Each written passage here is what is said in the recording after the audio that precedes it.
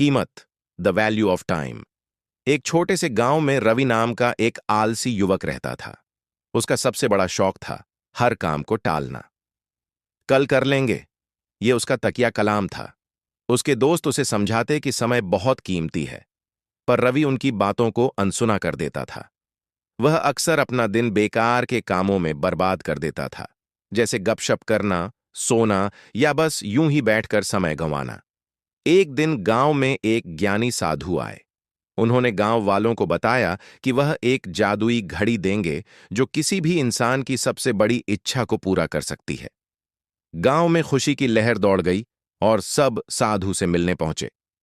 साधु ने कहा, यह घड़ी सिर्फ उसे मिलेगी जो समय की सबसे ज्यादा कद्र करता है। यह सुनकर रवि को लगा कि उसके पास यह मौका है अपनी किस्मत बदलने का। वह साधु के पास गया और बड़ी विनम्रता से बोला, गुरुदेव, मुझे यह घड़ी चाहिए। साधु ने मुस्कुराते हुए कहा, तुम्हें घड़ी मिल जाएगी, लेकिन एक शर्त है। यह घड़ी हर गुजरते मिनट के साथ अपनी एक सुई खो देगी। जब तीनों सुइयां गिर जाएंगी तो घड़ी सिर्फ एक साधारण टुकड़ा बन जाएगी। रवि ने सोचा, एक घड़ी ही तो है, क्या फर्क पड़ता है। वह उस घड़ी को लेकर खुशी खुशी घर लौट आया। शुरुआत में रवि ने उस घड़ी का बहुत ध्यान रखा। उसने अपनी पहली इच्छा, एक बड़ा घर, मांगी और वह तुरंत पूरा हो गया। उसने अपनी दूसरी इच्छा, ढेर सारा धन, मांगी और वह भी पूरा हो गया। लेकिन जब वह अपनी तीसरी और आखिरी इच्छा मांगने वाला था तो घड़ी की एक सुई गिर गई। यह देखकर रवि घबरा गया।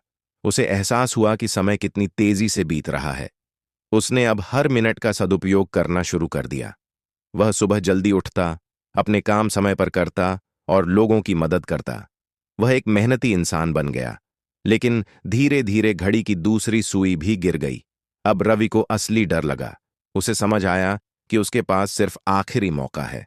उसने अपनी तीसरी इच्छा नहीं मांगी, बल्कि साधु के पास गया और बोला, गुरुदेव, मुझे अब यह घड़ी नहीं चाहिए। मैंने सीख लिया है कि समय की असली कीमत क्या होती है। मैं अब अपनी मेहनत से सब कुछ हासिल करूंगा। साधु ने मुस्कुराते हुए कहा, बेटा, तुमने सही सबक सीख लिया है। यह घड़ी सिर्फ एक जरिया थी तुम्हें यह समझाने का कि समय सबसे बड़ा धन है। और बस उस दिन से रवि ने कभी पीछे मुड़कर नहीं देखा। वह एक सफल और नेक इंसान बन गया।